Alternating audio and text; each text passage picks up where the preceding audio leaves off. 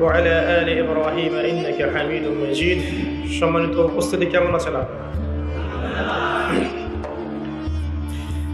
আলহামদুলিল্লাহ আলা কুল্লি হাল। তো আজকে আমার বক্তব্যের বিষয় হচ্ছে ভালোবাসা।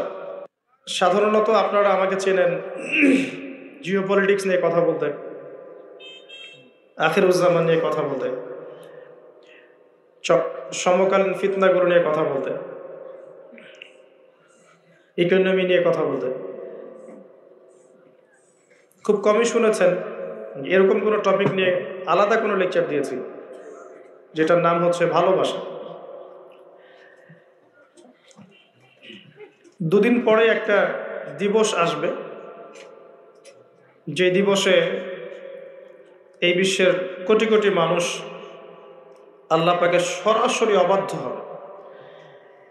এমনভাবে অবাধ্য হবে যে মানুষের জায়গায় থাকবে না।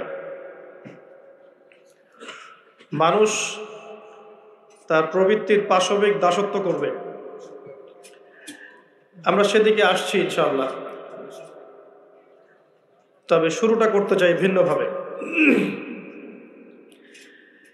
আল্লাহ রাব্বুল আলামিন সূরা হাদীদের মধ্যে বলেছেন, বিসমিল্লাহির রহমানির রহিম, হুয়াল আউয়ালু ওয়াল আখিরু ওয়াজ যাহিরু ওয়াল বাতিন ওয়া হুয়া বিকুল্লি শাইইন আলিম।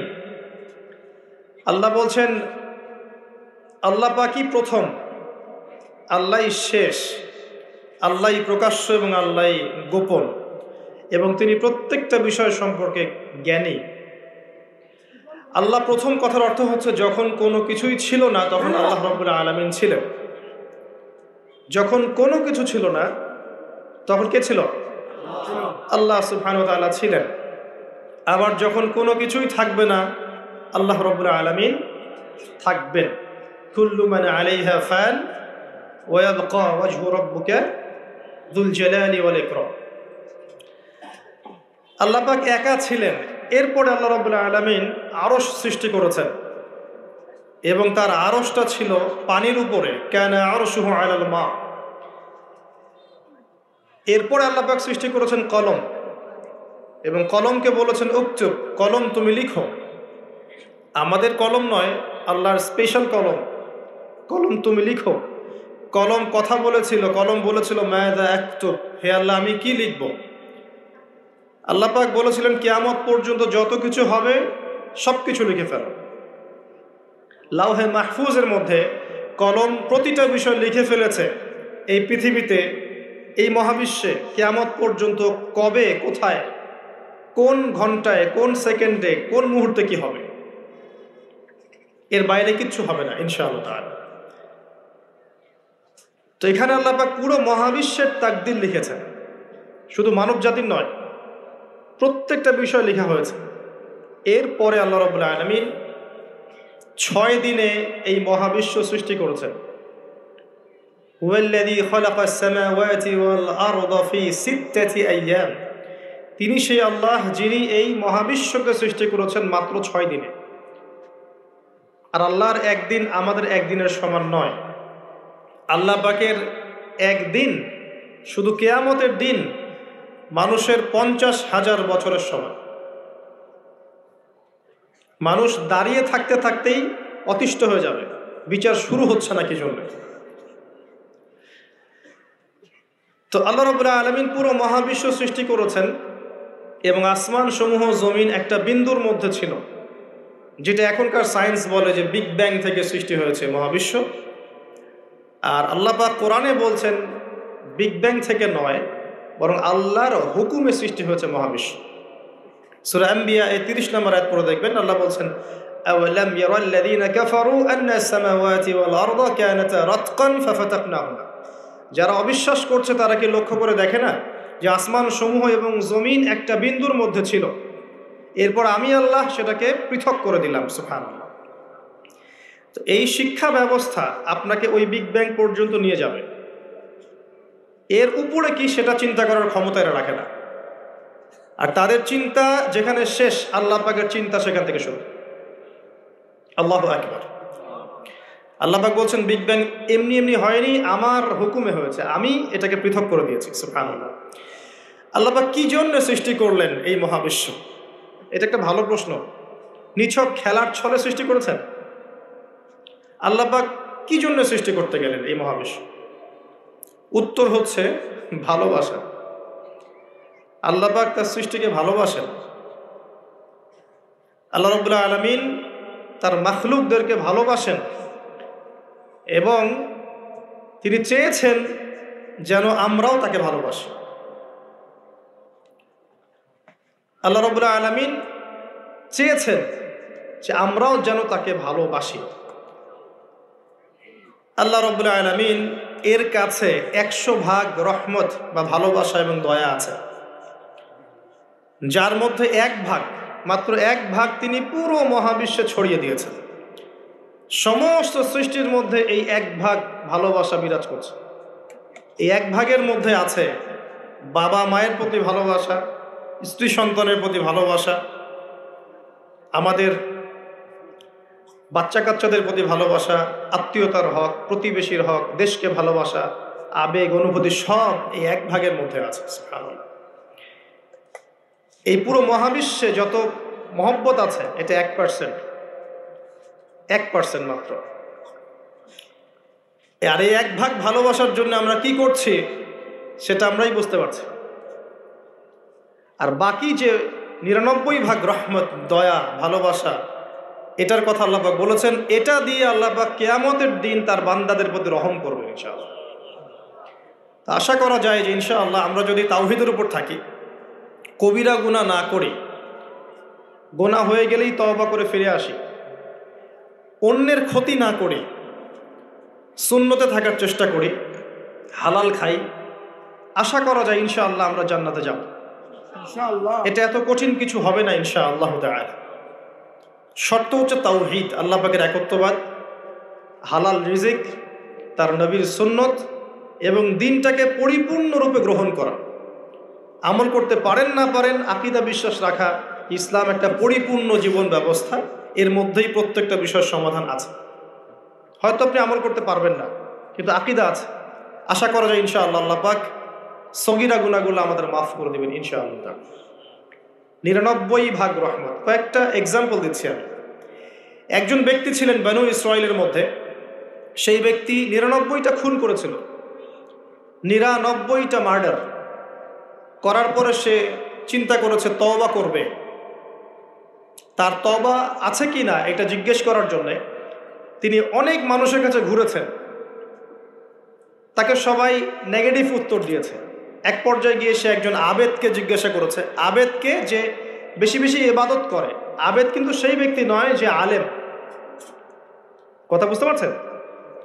আলেম তার কাছে জ্ঞান থাকে এবং জ্ঞান অনুযায়ী সে আমল করে, আর আবেদের কাছে খুব একটা বেশি জ্ঞান থাকে না, কিন্তু সে ইবাদত করে। এই আবেদকে সে জিজ্ঞাসা করেছিল, আমার কি তওবা হবে? সে আবেদ বলেছিল যে তুমি 99টা খুন করেছো, তোমার কিসের তওবা? তো সে ব্যক্তি এই আবেদকেও খুন করে 100টা মার্ডার পূর্ণ করেছিল।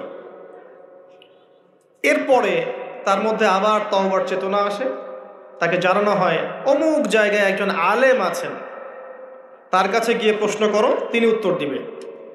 সে আলেম তাকে জানালো যে হ্যাঁ, তোমার তওবা করার সুযোগ আছে, তুমি খালেস অন্তরে আল্লাহর কাছে তওবা করতে পারো, আল্লাহ চাইলে তোমাকে মাফ করতে পারো। এবার সে তওবা করলো, করার পরে কি করতে হবে পরামর্শ চাইলো। আলেম তাকে বলল, তুমি এই এলাকা থেকে চলে যাও, অনেক দূরে হিজরত করো, যেখানে যাতে করে আগের হিস্ট্রির সাথে তোমার কোনো সম্পর্ক না থাকে, আগের জীবনের সাথে তোমার সম্পর্ক না থাকে, নতুন জীবন গঠন করো। সে যেতে যেতে রাস্তায় মারা গেল এবং আল্লাহ রাব্বুল আলামিন জান্নাতের ফেরেশতা এবং আযাবের ফেরেশতা দুজনকেই পাঠালেন। এই দুজন ফেরেশতা তারা তার আত্মাকে নিয়ে ঝগড়ায় লিপ্ত হলো, কে তার রূহটা কবজ করবে, কে তার রূহটা নিয়ে যাবে। আর আপনারা জানেন, যদি রূহটা নিয়ে যায় আযাবের ফেরেশতা, তার মানে কি? তার ফয়সালা কি? জাহান্নাম। জান্নাতের ফেরেশতা নিয়ে গেলে ফয়সালা জান্নাত ইনশাআল্লাহ। তো আল্লাহ রাব্বুল আলামিন এখানে একটা কৌশল করলেন। আল্লাহ পাক রাস্তাটাকে লম্বা করে দিলেন। সে তওবার জন্য যতটুকু এসেছিল এই রাস্তাটাকে আল্লাহ পাক লম্বা করে দিলেন, ওই রাস্তার চেয়ে যে রাস্তা থেকে সে যাচ্ছিল। আল্লাহ পাক কৌশল করে তাকে মাফ করে দিলেন। আল্লাহ পাক ফেরেশতাদেরকে বললেন, রাস্তাটা পরিমাপ করে দেখো, কোন রাস্তার পরিমাপটা বেশি, সে যেখানে যাচ্ছিল সেটা না তওবার রাস্তা? তো তওবার রাস্তার লম্বা বেশি দেখালো, এতে করে আল্লাহ পাক তাকে মাফ করে দিলেন। আলহামদুলিল্লাহ, আল্লাহ পাকের দয়া। একজন মহিলা ব্যভিচারিণী, ব্যভিচার বোঝেন তো? আমি আবার আপনাদের ভাষা খুব একটা বুঝতে পারছি না।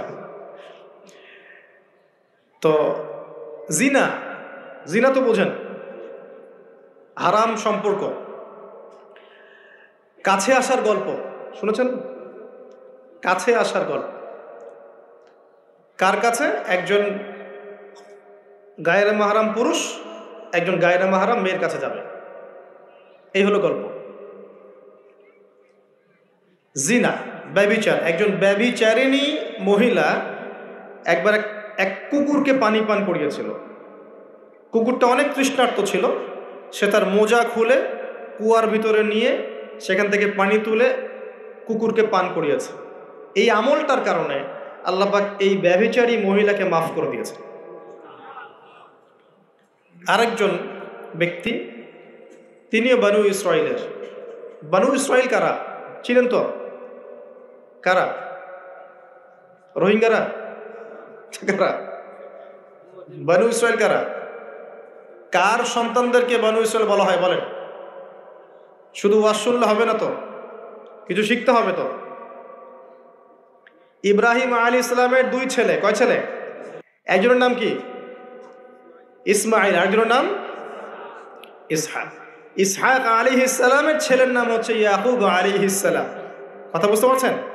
আর ইয়াকুব আলাইহিস সালামের বংশধরদেরকে বলা হয় বানু ইসরাইল। এবার মনে থাকবে ইনশাআল্লাহ। তো এই বানু ইসরাইলদের মধ্যেই বেশিরভাগ নবী এসেছেন। ইউসুফ, দাউদ, সুলাইমান, মুসা, ঈসা সব বানু ইসরাইলের মধ্যেই। শত শত নবী সব বানু ইসরাইলের মধ্যেই। আর ইসমাইল আলাইহিস সালামের বংশে এসেছেন সর্বশেষ একজন নবী, তার নাম মুহাম্মদুর রাসূলুল্লাহ সাল্লাল্লাহু আলাইহি ওয়াসাল্লাম। তো বানু ইসরাইলের আরেকজন ব্যক্তি, সে প্রচণ্ড পাপ করেছিল সারা জীবনে। মৃত্যুর আগে সে তার সন্তানদেরকে বলেছে যে আমি যখন মারা যাব আমার দেহটাকে আগুনে পুড়িয়ে ফেলবে, পুড়িয়ে অর্ধেক ছাই সমুদ্রে ভাসিয়ে দিবে আর অর্ধেক ছাই বাতাসে উড়িয়ে দিবে। আমি যত পাপ করেছি আল্লাহ পাক যদি আমাকে ধরতে পারেন তাহলে আমার আর রক্ষা নাই। মানে তার ধারণা যে আল্লাহ তাকে ধরতে পারবে না, এটা ওর ধারণা। আকিদা, আকিদা কুফরি না? কুফরি বোঝেন না? যে বিশ্বাস করে যে আল্লাহ তাকে আবার পুনরুত্থিত করতে পারবেন না, এই আকিদা কি ইমানের আকিদা না কুফরি? আকিদা কুফরি। কুফরি আকিদা নিয়ে সে তার সন্তানদেরকে ওসিয়ত করছে। তার মৃত্যুর পর সন্তানরা তাই করল। করার পরে আল্লাহ রাব্বুল আলামিন সাগরকে আদেশ করলেন ছাইগুলোকে জমা করে দাও, এবং বাতাসকে আদেশ করলেন ছাইগুলোকে জমা করে দাও। হাদিস কিন্তু সহিহ। প্রকৃতি আল্লাহর কথা শোনে না? প্রকৃতি আল্লাহর কথা শোনে না? এই বিশাল সাগর আপনাদের আল্লাহর আদেশেই আপনার পা ধুয়ে দিচ্ছে। আপনি সামনে গিয়ে দাঁড়ান, আল্লাহর হুকুমে এই বিশাল শক্তিশালী সাগর আপনার পা ধুয়ে দিবে না? কিন্তু আল্লাহ যখন ওকে আদেশ করবেন যে আমার বান্দারা সবাই ইয়াবা খায়, আমার বান্দারা সব মাদক খায়, আমার বান্দারা সব জেনা করে, আমার বান্দা বান্দিরা এখানে পতিতা বৃত্তিতে লিপ্ত হয়েছে, জেনায় লিপ্ত হয়েছে, আমার বান্দা বান্দিরা এখানে নগ্ন হয়ে ঘুরছে, নামাজ কালাম পড়ছে না, তুমি এদের সবাইকে ভাসিয়ে দাও। সাগর ওই দিন আপনাকে ভাসিয়ে দিবে। সাগর তার কথা শুনবে না? প্রকৃতি আল্লাহর কথা শোনে। তো এই প্রকৃতি জড়ো করে দিল ছাইগুলো। জড়ো করে দেওয়ার পরে আল্লাহ পাক ওই ব্যক্তিকে আবার জীবিত করে বললেন যে তুমি এই কাজটা কেন করেছিলে? কোন কাজ? মৃত্যুর পরে ছাই বানিয়ে উড়িয়ে দেওয়ার কাজটা কেন করেছিলে? তখন সেই ব্যক্তি বলছে মিন খাশিয়াতিকা ইয়া রাব্বি, হে আল্লাহ আমি আপনার ভয়ে এই কাজটা করেছিলাম। আল্লাহ পাককে সে আরো একটা সেন্টেন্স বলেছে। আল্লাহ পাক ওটা হাদিসের মধ্যে নিয়ে এসেছেন। তিনি বলেছেন আমি আপনার ভয়ে করেছি কি করি নাই, হে আল্লাহ আপনি তো সেটা ভালো করেই জানেন। কথা বুঝতে পারছেন? তো আল্লাহ পাক বললেন ঠিক আছে আমি তোমাকে মাফ করে দেব। এখানে কিন্তু পাপ করার অ্যাক্সেস দেওয়া হচ্ছে না, আপনাকে পাপ করতে উৎসাহিত করা হচ্ছে না। আল্লাহ পাকের দয়া রহমত আমি বুঝাতে গিয়ে এই কয়েকটা হাদিস আপনাকে বললাম যে 100 ভাগ দয়া আল্লাহর কাছে আছে, 1 ভাগ তিনি ছড়িয়ে দিয়েছেন আমাদের সবার মধ্যে। কত মহব্বত করি আমরা আমাদের সন্তানকে, তাই না?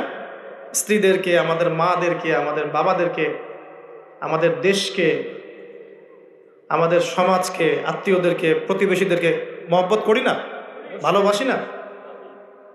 এই ভালোবাসা 1 ভাগ ভালোবাসার অংশ, বাকি সমস্ত ভালোবাসা আল্লাহর কাছে। এবার আসেন, আল্লাহ পাক এই সমস্ত সৃষ্টির মধ্যে সবচেয়ে বেশি ভালোবাসেন মানুষকে। কাকে? কথাটার তো প্রমাণ লাগবে না? প্রমাণটা দিচ্ছি।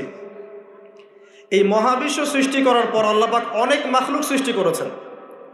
কিছু কিছু নাম আল্লাহ পাক আমাদেরকে জানিয়েছেন। এমন অনেক মাখলুক আল্লাহর ছিল বা আছে, আমরা সেটা জানি না। আমরা জানি জিনদের কথা, তাই না? আমরা জানি ফেরেশতাদের কথা, তাই না?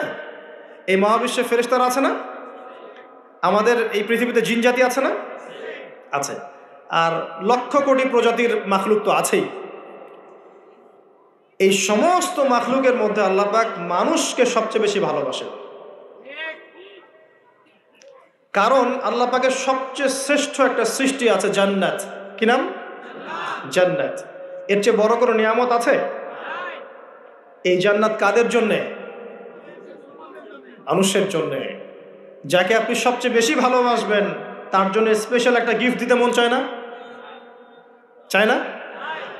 মনে করেন আপনি আপনার মাকে ভালোবাসেন, মন চায় না মাকে একটা সুন্দর বোরখা কিনে দেই, মায়ের থাকার জন্য একটা সুন্দর বাসা করে দেই, মায়ের টয়লেট করতে অসুবিধা না হয় টয়লেট সুন্দর করে দেই, মন চায় না? মন চায়। তা আল্লাহ পাক মানুষকে এত ভালোবাসেন যে মানুষের জন্য আল্লাহ পাক জান্নাত সৃষ্টি করেছেন। মানুষ আল্লাহ পাক কিন্তু মহাবিশ্ব সৃষ্টি করার পরপরই সৃষ্টি করেন নাই। সূরা দাহর পরে দেখবেন আল্লাহ পাক বলেছেন 1 নম্বর আয়াতে, হাল আতা আলাল ইনসান হিনুম মিনাদ দাহর লাম ইয়াকুন শাইআন মাযকুরা। মানুষের উপর এমন একটা সময় চলে গেছে যখন মানুষ কোনো আলোচ্য বিষয় ছিল না। মানে মহাবিশ্বে মানুষকে সৃষ্টি করা হবে এরকম কোনো আলোচ্য বিষয় ছিল না, অনেক পরে আমরা সৃষ্টি হয়েছে। আর এখন পৃথিবীতে মানুষের আচরণ দেখলে মনে হয় যে মানুষই সব, তাই না? সব মানুষের জমি, বাড়ি গাড়ি, অট্টালিকা, টাকা পয়সা, সম্পত্তি, ক্ষমতা, এই বিশ্বের রাজনীতি, বিশ্বের অর্থনীতি, বিশ্বের সমরনীতি সব আমাদের, তাই মনে হয় না? এখন মানুষের ভাব দেখলে মনে হয় যে মানুষ পৃথিবী ধ্বংস হওয়ার পরে মঙ্গলে গিয়ে থাকবে, মঙ্গল ধ্বংস হওয়ার পরে শনিতে গিয়ে থাকবে, তারপর অন্য গ্রহে, তারপর অন্য গ্রহে। এখন মানুষ বলে যে শুক্র গ্রহ আমার, মানুষ বলেছে শুক্র গ্রহ আমার। কয়দিন আগে একটা দেশ দাবি করেছে শুক্র গ্রহটা আমাদের, আরেকটা দেশ তার বিপক্ষে দাবি করেছে না ওইটা আমাদের। তো মানুষের আচরণ এখন এমন। মানুষ যে পৃথিবীতে বাস করছে এই পৃথিবী তো মানুষের না, তা মানুষের। মানুষ এসেছে এখানে কোত্থেকে? জান্নাত থেকে, আসে নাই? আমরা কি পৃথিবীর বাসিন্দা ছিলাম? আমরা জান্নাতে ছিলাম। আমাদের পিতামাতা কোথায় ছিলেন? জান্নাতে। আর আমাদের আত্মাগুলো কোথায় ছিল? রুহের জগতে। তো এই পৃথিবীতে তো আমি এসেছি অনেক পরে, আর এখন মনে হয় সব কিছুর মালিক আমি একাই। এটা ফেরাউনি আচরণ। কিরকম আচরণ? ফেরাউনি আচরণ। আনা রব্বুকুমুল আলা, আমি তোমাদের মহান রব। মানুষের ভাবসাব দেখলে এখন এরকম মনে হয়। আল্লাহর বিধানের 5 পয়সা পরোয়া করবে না। দেখাবো আপনাকে, কানের মধ্যে দিনে 5 বার আসছে হাইয়া আলাস সালাহ, হাইয়া আলাস সালাহ, নামাজ পড়বে না, একটু মূল্যায়ন করলো না আল্লাহ পাকের হুকুমের। যাকাত ফরজ হয়ে গেছে, 10 বছর 20 বছর হয়ে যাচ্ছে, যাকাত ফরজ হয়ে গেছে, যাকাত দেয় না। মানুষ পরোয়া করে আল্লাহর? আল্লাহ বলছেন জেনার ধারের কাছেও যেও না, ও বলবে না এটা কাছে আসার গল্প। মানুষ, আল্লাহ বলবেন সুদ খেও না, ইত্তাকুল্লাহ ওয়া যারু মা বাকিয়া মিনার রিবা, সুদের অবশিষ্ট অংশ সব ছেড়ে দাও। ওয়া ইল্লাম তাফআলু, যদি না ছাড়ো, ফাযানু বিহারবিন মিনাল্লাহি ওয়া রাসূলিহি, আল্লাহ এবং তার রাসূলের সাথে যুদ্ধের ঘোষণা শুনে রাখো। মানুষ বলবে সুদেই অগ্রগতি, সুদেই প্রগতি। এটাই চলছে। মানুষ বলবে যে আল্লাহ বলছেন ওয়ামান লাম ইয়াহকুম বিমা আনজালাল্লাহ ফাউলাইকা হুমুল কাফিরুন, আর এক আয়াতে আছে ফাসিকুন, আর এক আয়াতে আছে জালিমুন। মানুষ বলবে না, আমি যেটা লস দিব সেটাই লস, এর বাইরে কিছু নেই। তা আমরা সত্যি আল্লাহকে পরোয়া করি? সত্যিকার অর্থে আদতে আমরা আল্লাহকে খুব একটা পরোয়া করছি না। আল্লাহকে পরোয়া করার অর্থ হচ্ছে আল্লাহর হুকুম আহকাম মেনে চলা। যদি আমি আল্লাহর হুকুম আহকামগুলো মেনে চলি তবেই প্রমাণ হবে হ্যাঁ আমি আল্লাহকে পরোয়া করছি। আসেন, মানুষকে আল্লাহ পাক সৃষ্টি করেছেন অনেক পরে। সৃষ্টি করার ঘটনাটা আল্লাহ পাক সূরা সদের মধ্যে একটু সুন্দর করে বলেছেন, মানে অন্য অন্য ঘটনার চাইতে আরো বেশি সুন্দর করে। তা আমার মত প্রতিটাই সুন্দর, এটা আমার কাছে বেশি ভালো লাগে। কারণ এখানে আল্লাহ আরেকটা শব্দ বলেছেন যেটা অন্য জায়গায় বলেন নাই। অনেক জায়গায় কোরআনে আছে মানুষকে কিভাবে সৃষ্টি করা হয়েছে, কিন্তু এই সূরার মধ্যে, সূরা সদের মধ্যে একটু ব্যতিক্রম আছে, আরেকটু ভালোবাসা। আল্লাহ পাক বলছেন যে ইয়া ইবলিস, হে ইবলিস, মা মানাআকা আন তাসজুদ লিমা খালাকতু বিয়াদাই, হে ইবলিস তোমাকে কিসে বারণ করলো তাকে সিজদা করতে যাকে আমি আমার হাত দিয়ে সৃষ্টি করেছি? কথা বোঝেন না আমার? হে ইবলিস, কিসে তোমাকে বারণ করলো, কিসে তোমাকে নিষেধ করলো? কেন তুমি সিজদা করলা না আদমকে? সহজ করে দিলাম, আদমকে যাকে আমি সৃষ্টি করেছি আমার হাত দিয়ে। আল্লাহ পাক অন্য কোন সৃষ্টিকে এভাবে ব্যাখ্যা করেছেন যে আমি আরশকে সৃষ্টি করেছি আমার হাত দিয়ে, আমি মহাবিশ্বকে সৃষ্টি করেছি আমার হাত দিয়ে? ব্যাখ্যা করেছেন? বাকি সৃষ্টির ক্ষেত্রে আল্লাহ পাক বলেছেন, আল্লাহ পাক যখন কিছু করতে চান খালি বলেন কুন ফায়াকুন। তা আদমের ক্ষেত্রে আল্লাহ পাক বলেননি কুন ফায়াকুন, বলেছেন? কথা বুঝতে পারছেন? আদমের ক্ষেত্রে আল্লাহ পাক বলেছেন আমি তাকে আমার হাত দিয়ে সৃষ্টি করেছি। হাতের ব্যাখ্যা কি সেটা নিয়ে আমাদের তর্ক করার দরকার নাই। মূল কথা হচ্ছে এখানে আল্লাহ পাক ভালোবাসা বুঝিয়েছে। আদম আলাইহিস সালামকে আল্লাহ পাক ভালোবেসে সৃষ্টি করেছেন, স্পেশাল সৃষ্টি। এবার আসেন, সৃষ্টি করার পর তাকে রেখেছেন কোথায়? জান্নাতে। তারও আগে আল্লাহ পাক সমস্ত জ্ঞান আদম আলাইহিস সালামকে শিক্ষা দিয়েছে। সুবহানাল্লাহ পড়বেন না? মানুষ সম্মানিত কি কারণে? শারীরিক গঠনের কারণে? জ্ঞানের কারণে। আপনি যাকে ভালোবাসেন বেশি তাকে আপনি সব শেখাতে চাইবেন না? তাকে আপনি সব দিতে চাইবেন না? যে আমার সব তোমার জন্য, আমি তোমাকে ভালোবাসি, বলেন না? বলেন, কারে কারে বলছেন জীবনে? আলহামদুলিল্লাহ, আলহামদুলিল্লাহ, শুকরিয়া। এই কথাটা আল্লাহ পাক সূরা বাকারায় বলেছেন যে ওয়াল্লামা আদামাল আসমাআ কুল্লাহা, আমি আদমকে সমস্ত বিষয়ের নাম শিক্ষা দিয়েছি। সুবহানাল্লাহ। এমন শিক্ষা দিয়েছেন যে শিক্ষা আল্লাহ পাক ফেরেশতাদেরকেও দেননি। কারণ তিনি আদম আলাইহিস সালামকে উপস্থাপন করলেন এবং বললেন যে আম্বিউহুম বিআসমাইহিম, এই নামগুলো তুমি বলে দাও। ফেরেশতারা কিন্তু বলতে পারলো না। আদম আলাইহিস সালাম বললেন ফালাম্মা আনবাআহুম বিআসমাইহিম ক্বালা আলাম আকুল লাকুম ইন্নী আ'লামু গায়বাস সামাওয়াতি ওয়াল আরদ। আল্লাহ পাক প্রথমে ফেরেশতাদেরকে বললেন নামগুলো বলে দাও। ফেরেশতারা বলল লা ইলমা লানা ইল্লা মা আল্লামতানা, আপনি যতটুকু শিখিয়েছেন এর বাইরে আমরা জানি না। কিন্তু আদমকে বললেন আলাইহিস সালাম তুমি নামগুলো বলে দাও, তিনি সমস্ত নাম বলে দিলেন। সুবহানাল্লাহ। এবার আল্লাহ পাক বললেন আমি কি তোমাদেরকে বলি নাই যে আমি যা জানি তোমরা তা জানো না? কারণ ফেরেশতারা কি বলেছিল আগে? আতাজআলু ফিহা মান ইউফসিদু ফিহা ওয়া ইয়াসফিকু দিমা, আপনি কি এমন কোন সৃষ্টি পৃথিবীতে পাঠাতে চাচ্ছেন খলিফা করে যে পৃথিবীতে ফাসাদ সৃষ্টি করবে আর রক্তপাত ঘটাবে? ফেরেশতারা নেগেটিভ কথা বলেছিল। আল্লাহ পাক সেই ফেরেশতাদের সামনেই আদম আলাইহিস সালামকে সম্মানিত করলেন জ্ঞানের মাধ্যমে। কিসের মাধ্যমে? ফেরেশতারা যে কথাটা বলেছিলেন সেটা কিন্তু বাস্তব। পৃথিবীতে এখন কিন্তু মানুষ এই দুইটা কাজই করছে। বেশিরভাগ মানুষ কি করছে? হয় রক্তপাত ঘটাচ্ছে, না হলে ফিতনা ফাসাদ সৃষ্টি করছে। বুঝতে হলে আপনি দুই চোখ দিয়ে বিশ্বটাকে দেখেন। বিশ্বের প্রতিটা সেক্টর এখন ফাসাদ দিয়ে ভর্তি, প্রতিটা সেক্টর। এমন একটা লেভেলে চলে আসছে ফাসাদ যে একটা নিউক্লিয়ার ওয়েপেন্স একটা ফাটে পৃথিবীতে, পৃথিবীর রূপরেখা চেঞ্জ হয়ে যাবে। আর এই জিন জাতি তৈরি করে নাই, কে তৈরি করছে? মানুষ।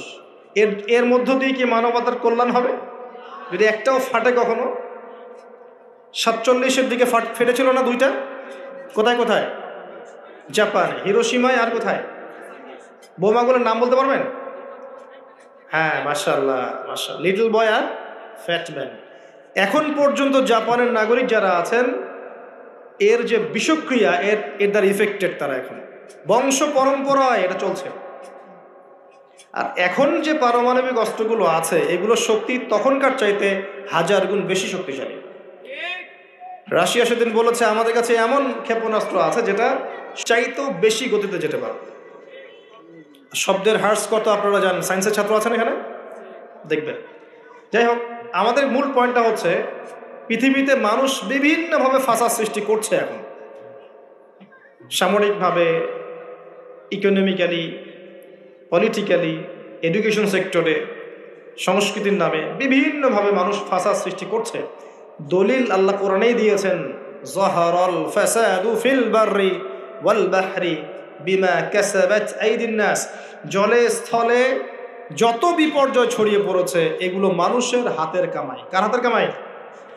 আর আল্লাহর কথাকে আপনি চ্যালেঞ্জ করবেন? এটা সূরা রুমের মধ্যে আছে, পড়ে দেখেন। আসেন, আল্লাহ পাক মানুষকে জ্ঞান শিক্ষা দিলেন, এটা ভালোবাসার নিদর্শন।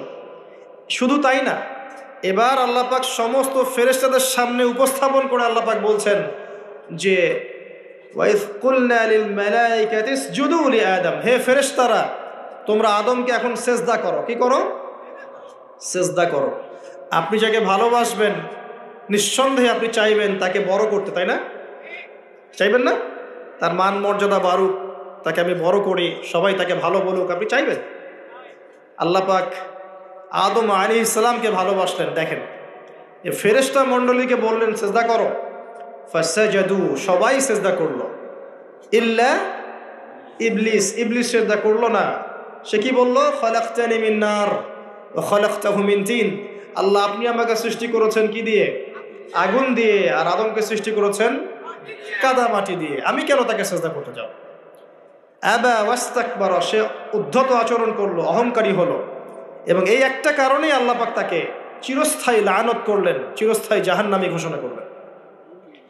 ইবলিস চ্যালেঞ্জ করলো যে আমি আদমকে এবং আদম সন্তানদেরকে বিভ্রান্ত করবই, পথভ্রষ্ট করবই। আমি ডান দিক থেকে আসবো, সূরা আরাফ পড়ে দেখেন। ডান দিক থেকে আসবো, বাম দিক থেকে আসবো, সামন থেকে আসবো, পিছন থেকে আসবো, আমি তাদেরকে পথভ্রষ্ট করেই ছাড়ব।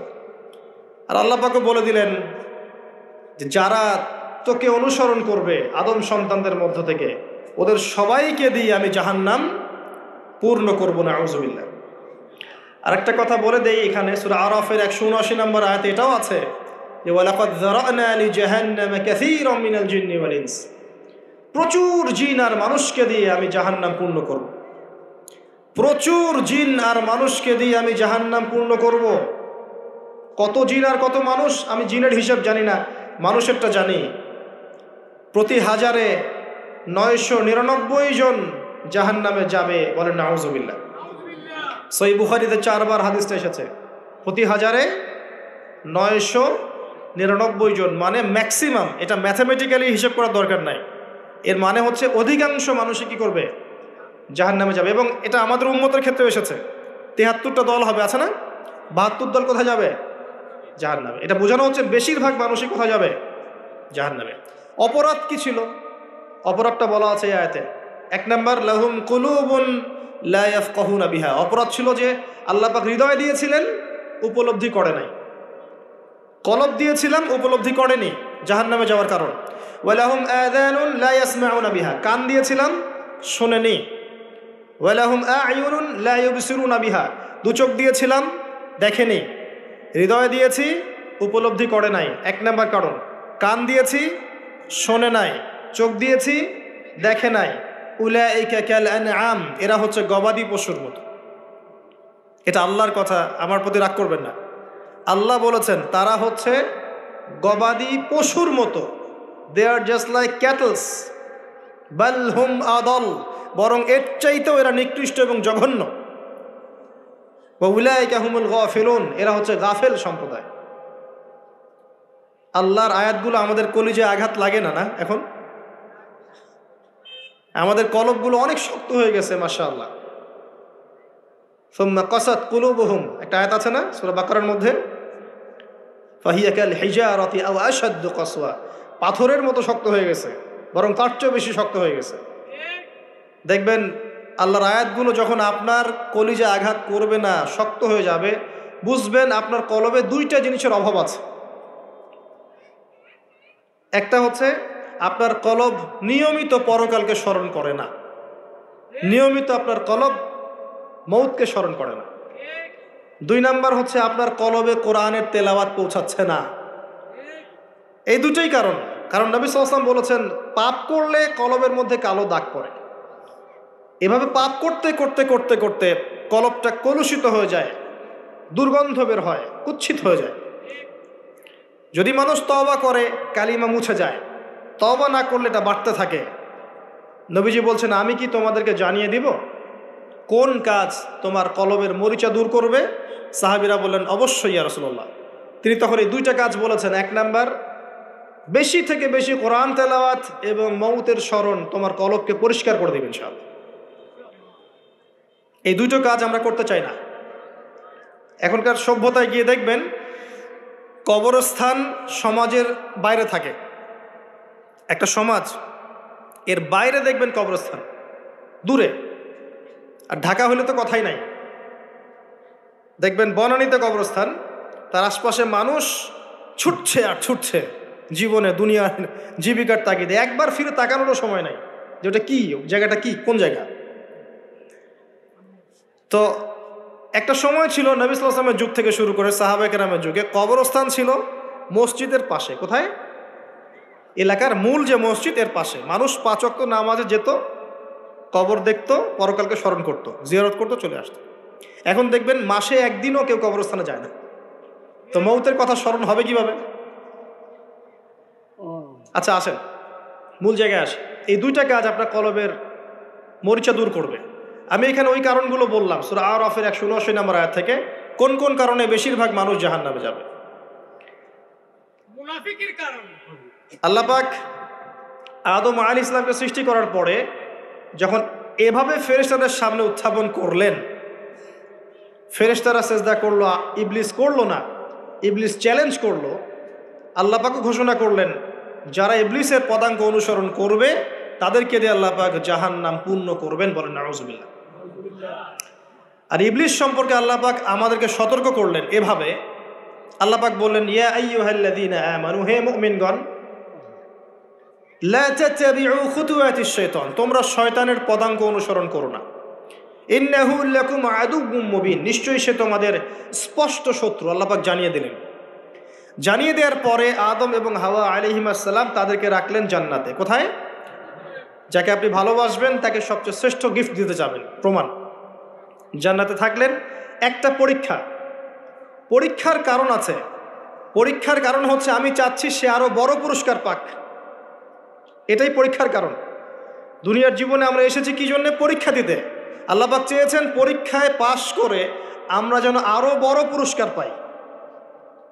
লিনাবলুয়াকুম আইয়ুকুম আহসানু আমালা, আল্লাহ পাক দেখতে চান তোমাদের মধ্যে আমলের শ্রেষ্ঠকে।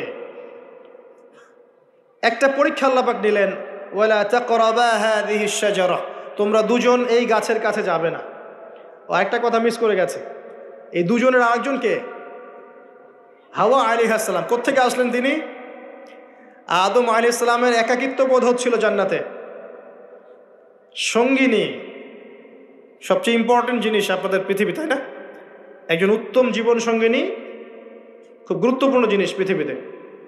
সে যদি ভালো হয়, নেককার হয়, সৎ হয়, আপনি দুনিয়াতেই জান্নাতে থাকবেন ইনশাআল্লাহ। আর সে যদি বদকার হয়, দুশ্চরিত্র হয় এবং আল্লাহ এবং তার রাসূলের বিরুদ্ধাচরণ করে, আপনার আনুগত্য না করে, আপনি দুনিয়াতেই জাহান্নামের ফ্লেভার পাবেন ইনশাআল্লাহ। তো হাওয়া আলাইহিস সালামকে সৃষ্টি করা হয়েছে আদম আলাইহিস সালামের কোত্থেকে? পাঁজরের হাড় থেকে। এখানে একটা কথা মনে পড়লো, এটা বলার লোভ সামলাতে পারছি না। এই হারের ব্যাপারে নবী সাল্লাল্লাহু আলাইহি ওয়াসাল্লাম একটা কথা বলেছেন। তিনি বলেছেন যে তাদেরকে মানে বুঝে নেন কাদেরকে, তাদেরকে সৃষ্টি করা হয়েছে বক্র হাড় থেকে, বাঁকা হাড় থেকে। কাদেরকে? যদি জোর খাটাতে চাও তাহলে হাড়টা পটাশ করে ভেঙে দেয়, আর যদি ওই অবস্থায় ছেড়ে দাও তাহলে সে বক্রই থেকে যাবে। তার সাথে উত্তম নসিহতের মধ্য দিয়ে জীবন পার করতে হবে, এবং এটা খুব ডিফিকাল্ট। দুনিয়াতে সবচেয়ে বড় পরীক্ষাগুলোর মধ্যে একটা এটা, বক্রহারকে নিয়ে জীবন চলা, এটা সবচেয়ে বড় পরীক্ষাগুলোর মধ্যে একটা। এখানে আল্লাহ পাক যার প্রতি রহম করবেন সে ইনশাআল্লাহ তাআলা দেখবেন দুনিয়াতেই জান্নাতের ফ্লেভার পাবে। আর দেখবেন যার ঘরে সৎ স্ত্রী নাই, বদকার স্ত্রী আছে, সেই পৃথিবীতেই জাহান্নামের স্বাদ পায়। বলেন নাউজুবিল্লাহ। আমরা দোয়া করি সবার ঘরে ঘরে যেন আল্লাহ পাক নেককার সৎ স্ত্রী দান করেন, আল্লাহুম্মা আমিন। তো হাওয়া আলাইহিস সালাম এবং আদম আলাইহিস সালামকে আল্লাহ পাক রাখলেন কোথায়? জান্নাতে। আপনি ঘুম আসতেছে? আমি কিন্তু অনেক কষ্ট করে কথা বলছি। তো জান্নাতে রাখলেন, একটা পরীক্ষা, গাছের কাছে যাবে না। তো এই গাছের নাম কি এটা বড় কথা নয়, এই গাছের নামটা কি এটা কিন্তু বড় কথা নয়, মূল কথা হচ্ছে পরীক্ষাটা কি। গাছের কাছে যাবে না, গাছের কাছে তারা গেলেন কিভাবে? শয়তান তাদেরকে কি করলো? প্রলোভিত করলো। এক পর্যায়ে তারা আল্লাহর এই বিধানের কথাটা ভুলে গেলেন এবং সেই নিষিদ্ধ গাছের কাছে চলে গেলেন। এবার আল্লাহ রাব্বুল আলামিন এর আদেশ লঙ্ঘন করার কারণে আল্লাহ পাক নারাজ হলেন। নারাজ হওয়ার পরে আল্লাহ পাক তাদেরকে জান্নাত থেকে কি করলেন? পৃথিবীতে নামিয়ে দিলেন। নামিয়ে দেওয়ার আগে একটা ঘটনা ঘটেছে, সেটা হচ্ছে আদম আলাইহিস সালাম অপরাধ করার পরে প্রচণ্ড রকমের অনুতপ্ত ছিলেন। তিনি এত অনুতপ্ত ছিলেন যে কোন ভাষায় তিনি আল্লাহর কাছে তওবা করবেন, কিভাবে আল্লাহর কাছে অনুশোচনা প্রকাশ করবেন, এই ভাষাটা পর্যন্ত তার জানা ছিল না। আল্লাহ পাক কোরআনে বলছেন ফাতালাক্কা আদামু মির রাব্বিহি কালিমাত ফাতাবা আলাইহি। আল্লাহ পাক আদম আলাইহিস সালামকে তওবার কালিমা শিখিয়ে দিলেন। সুবহানাল্লাহ। কোন কালিমা দিয়ে তুমি তওবা করলে আমি সন্তুষ্ট হব সেটা আল্লাহ শিখিয়ে দিয়েছে। এটা কি ভালোবাসার নিদর্শন নয়? এটাও একটা ভালোবাসার নিদর্শন যে তিনি আদম আলাইহিস সালামকে ভালোবাসেন, তওবার বাক্যগুলোও শিখিয়ে দিয়েছেন। বলেন সুবহানাল্লাহ। এই তওবার বাক্য কোনটা ছিল? রব্বানা যালামনা আনফুসানা ওয়া ইল্লাম তাগফির লানা ওয়া তারহামনা লানাকুনান্না মিনাল খাসিরিন। এই বাক্য আল্লাহ শিখিয়ে দিয়েছেন। সুবহানাল্লাহ। এই বাক্য দিয়ে আদম আলাইহিস সালাম তওবা করলেন, আল্লাহ পাক তওবা কবুল করলেন, কিন্তু সীমা লঙ্ঘন করার কারণে নামিয়ে দিলেন কোথায়? পৃথিবীতে। এবং পৃথিবীতে আদম আলাইহিস সালাম, হাওয়া আলাইহিস সালাম, ইবলিস, তাকেও নামিয়ে দেওয়া হয়েছে। এবার পৃথিবীতে আল্লাহ পাক দিলেন একটা হায়াত, কারো 100, কারো 200, কারো 30, কারো 40, কারো 10-20, আল্লাহু আলাম, কারো 2000, 1000, 5000, এমনও হায়াত ছিল। এটা আল্লাহ জানেন ভালো। এই সময়টুকুতে আল্লাহ পাক অফুরন্ত নিয়ামত দিলেন, হায়াত দিলেন, পরিবার দিলেন, রিজিক দিলেন, বাসস্থান দিলেন, এমন প্রতিটা বস্তু যা এই জীবনে, এই দুনিয়ার জীবনের প্রয়োজন, আল্লাহ পাক সব কিছু দিলেন। এগুলো কি ভালোবাসা নিদর্শন নয়? ভালোবাসা নিদর্শন। এবং আল্লাহ পাক একটা দর্শন দিলেন, ফিলোসফি, একটা মূলনীতি। মূলনীতি শোনেন, সূরা বাকারার 38-39 নম্বর আয়াতে আছে। আল্লাহ পাক বলছেন কুল নাহবিতু মিনহা জামিআ। আমি আল্লাহ বললাম তোমরা নেমে যাও পৃথিবীতে সবাই একসাথে। ফাইম্মা ইয়াতিয়ান্নাকুম মিন্নি হুদান। তোমাদের কাছে আমার পক্ষ থেকে হেদায়েত আসবে। প্রত্যেক যুগে যুগে তোমাদের কাছে আমার পক্ষ থেকে হেদায়েত আসবে, আসমানি কিতাব আসবে, নবী রাসূল আসবেন। ফামান তাবিআ হুদায়া, যারা আমার হেদায়েতকে অনুসরণ করবে, মেনে চলবে, ফালা খাউফুন আলাইহিম ওয়ালা হুম ইয়াহজানুন, তাদের কোনো টেনশন নাই, কোনো দুশ্চিন্তা নাই।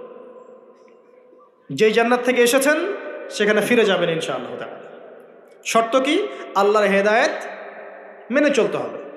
এটা 38-39 নম্বর আয়াতে আল্লাহ পাক বলছেন ওয়াল্লাযীনা কাফারু ওয়া কাযযাবু বিআয়াতিনা, কিন্তু যারা কুফরি করবে, অস্বীকার করবে এবং আল্লাহর আয়াতকে মিথ্যা প্রতিপন্ন করবে, ফাউলাইকা আসহাবুন নার, এরাই হচ্ছে জাহান্নামের অধিবাসী, হুম ফিহা খালিদুন, এখানে তারা চিরস্থায়ী হবে ইবলিসের সাথে। কার সাথে? ইবলিসের সাথে। এই হলো দর্শন। এরপর আপনাকে পাঠিয়ে দেওয়া হলো পৃথিবীতে। এখানে আমাদেরকে দেওয়া হয়েছে সব কিছু, আমাদের অন্ন, আমাদের বস্ত্র, আমাদের বাসস্থান, আমাদের শিক্ষা, আমাদের চিকিৎসা, এভরি সিঙ্গেল নেসেসারি এলিমেন্টস যা আমাদের প্রয়োজন এই পৃথিবীতে বসবাস করার জন্য আল্লাহ পাক প্রত্যেকটা দিয়েছেন। সুবহানাল্লাহ। এমনি এমনি দিয়েছেন? আরে দিয়েছেন কিন্তু কাফের, মুশরিক, মুরতাদ, মুনাফিক, মুমিন সবাইকে দিয়েছেন, কাউকে দেন নাই এমন না। আছে না? হয়তো কাউকে বেশি, কাউকে কম। আর এই যে কম বেশি, রিজিকের কম বেশিটা আল্লাহ পাক নিজে ডিল করছেন, যাতে করে সমাজের মধ্যে ব্যালেন্সটা বজায় থাকে। যদি একজন রিক্সাওয়ালার চাহিদা না থাকতো, কে আপনাকে ওই জায়গায় পৌঁছে দিত? কথা বুঝতে পারছেন না? একজন যিনি চুল কাটেন, তার যদি চাহিদা না থাকতো, কে আপনার চুল কাটতো? একজন পোশাক নির্মাতা, তার চাহিদা না থাকলে কে আপনার পোশাক নির্মাণ করত? একজন চিকিৎসক, তার ওই জায়গায় মেধা এবং চাহিদা না থাকলে কে আপনার চিকিৎসা করত? আল্লাহ পাক এই বৈচিত্র্যের মধ্য দিয়ে এই সমাজের মধ্যে, দুনিয়ার মধ্যে একটা ব্যালেন্স বজায় রেখেছে। আমরা যদি সবাইকে হাতের 5টা আঙ্গুল সমান করতে চাই, এটা হবে একটা আত্মঘাতী সিদ্ধান্ত। 5 আঙ্গুলের মধ্যে পার্থক্য থাকবে, এটাই হচ্ছে হাতের সৌন্দর্য। সব যদি এক সমান হতো, হাত সুন্দর হতো না। আচ্ছা, এবার আসেন ভালোবাসায় চলে আসে। ওই যে এক ভাগ ভালোবাসা, এবার আপনি পৃথিবীতে আছেন, পৃথিবীতে আল্লাহ পাক আপনাকে বলেছেন যে আমি তোমাকে ভালোবাসি হে আদম সন্তান, আর এটা আমার হক যে তুমিও আমাকে ভালোবাসবে। এটা কিন্তু হাদিসে এসেছে। আল্লাহ পাক বলেছেন, হে আদম সন্তান, আমি তোমাকে ভালোবাসি আর এটা আমার হক যে তুমিও আমাকে ভালোবাসবে।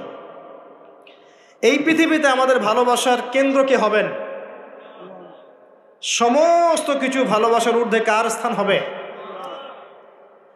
আর আল্লাহ বলেছেন, যদি তোমরা আমাকে সত্যিকার অর্থেই ভালোবাসো, কুল ইন কুনতুম তুহিব্বুনাল্লাহ ফাত্তাবিউনি, যদি তোমরা সত্যিকার অর্থেই আল্লাহকে ভালোবাসো, আল্লাহর ভালোবাসা পেতে চাও, তাহলে একটা কাজ করো। কি করো? ফাত্তাবিউনি, কার অনুসরণ করো? মুহাম্মদুর রাসূলুল্লাহ সাল্লাল্লাহু আলাইহি ওয়াসাল্লাম। আপনি আর আমি আমাদের জীবনের প্রতিটা কাজ যদি মুহাম্মদ সাল্লাল্লাহু আলাইহি ওয়াসাল্লামের তরিকা মতো করি, আপনি প্রমাণ করে দিবেন, হে আল্লাহ, আমি তোমাকে ভালোবাসি, এবং আপনিও আল্লাহর ভালোবাসা পাবেন ইনশাআল্লাহ। শুধু তাই নয়, শুধু ভালোবাসাই নয়, ওয়াগফির লাকুম যুনুবাকুম, তোমাদের সমস্ত পাপ মাফ করে দেব ইনশাআল্লাহ। আল্লাহু গফুর রহিম, আল্লাহ পাক হচ্ছেন পরম করুণাময়, অসীম দয়ালু। এখন নবী সাল্লাল্লাহু আলাইহি ওয়াসাল্লামকে অনুসরণ কিভাবে করবেন? ঘুমাবেন কার মতো?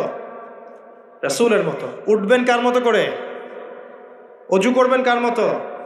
বাথরুমে যাবেন কার মতো? বের হবেন কার মতো? নামাজ পড়বেন কার মতো করে? তিলাওয়াত করবেন কার মতো? জিকির করবেন কার তরিকায়? ব্যবসা করবেন কার তরিকায়? চাকরি বাকরি কার তরিকায় করবেন? বিভিন্ন সেক্টরে দায়িত্ব কার মতো করে পালন করবেন? একজনই আপনার উসওয়াতুল হাসানা, লাকাদ কানা লাকুম ফি রাসূলিল্লাহি উসওয়াতুল হাসানা। একজনকে আল্লাহ পাক রোল মডেল করেছেন। একজনকে কি করেছেন? Role model. তাকে ফলো করলেই ইনশাআল্লাহ আপনি জান্নাতে চলে যাবেন। আর এটা কি শুধু জীবনের একটা ক্ষেত্রে করবেন না সমস্ত ক্ষেত্রে করবেন? আল্লাহ তৌফিক দান করুন। আর নবী সাল্লাল্লাহু আলাইহি ওয়াসাল্লামকে যারা ভালোবাসেন তাদেরকে আপনি ভালোবাসবেন। নবী সাল্লাল্লাহু আলাইহি ওয়াসাল্লামকে যারা ভালোবাসেন তাদেরকে আপনি ভালোবাসবেন। যারা নবীকে ভালোবাসে না তাকে কি ভালোবাসবেন? ভালোবাসার মানদণ্ড কি হবে? আল্লাহর জন্য ভালোবাসবো, আল্লাহর জন্যেই ঘৃণা করব। এটা আল্লাহর জন্য কাছে আসা, আল্লাহর জন্যই দূরে যাওয়া। আরশের নিচে আল্লাহ পাক যে কয় শ্রেণীর মানুষকে আশ্রয় দিবেন, যে 7 শ্রেণীর মানুষকে, তার মধ্যে এক শ্রেণী আছে এমন 2 ব্যক্তি যারা পরস্পরকে শুধু আল্লাহর জন্য ভালোবাসে।